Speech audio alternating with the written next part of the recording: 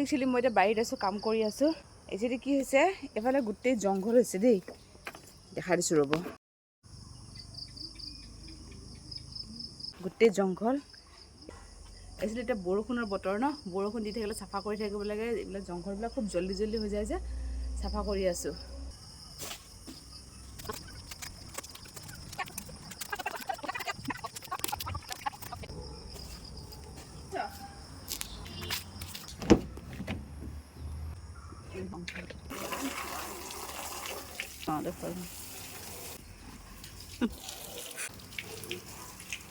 ভণ্টি হ'লে ধুনীয়াকৈ হেৰি কৰি দিয়ে।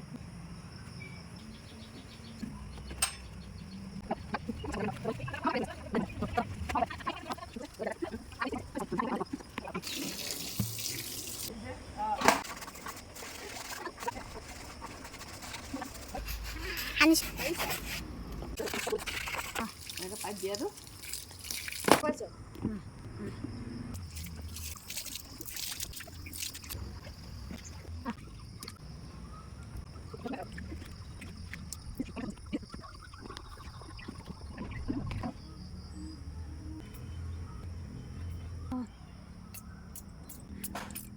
গাড়ীখন ধুতে যে কেনেকুৱা কষ্ট হয়, তলে ওপৰে বাহিৰে ভিতৰে বাপৰে বা মুচি চুচি ইয়াক একদম পাৰফিউম দিয়ক ঘূৰি। আৰুতো কিছুমান কাম আছিলে মই নকৰিলোৱে, মানে চকা টকাবিলাক ভালকৈ ধুব লাগিছিলে ব্ৰাছ মাৰি মাৰি, মই কিন্তু নকৰিলোঁ। মোৰ এলাহ লাগি গ'ল আৰু দেই, নোৱাৰিছোঁ আৰু। তাৰপিছত এতিয়া আৰু কি কৰিম, অফিচ যাবলৈ হ'ল। তো আজি এক্সাৰচাইজো মিছ কৰিলোঁ, তাৰপিছত এতিয়া খানা বনোৱা মিছ কৰিলোঁ। এতিয়া কি কৰিছোঁ, ৰাতিৰে ভাত অকণ সৰহকৈ আছিলে, তো পানী দিয়া ভাত খাম আৰু আলু ভাজিব দিছোঁ, মাছ ভাজিব দিছোঁ, বাছ হৈ গ'ল। মই আজি একো কৰা নাই, এতিয়া গৈ পিনে নেমু পানী অকণমান খাওঁ। আপোনালোকক লগ পাইছোঁ অকণমান দেৰিকৈ।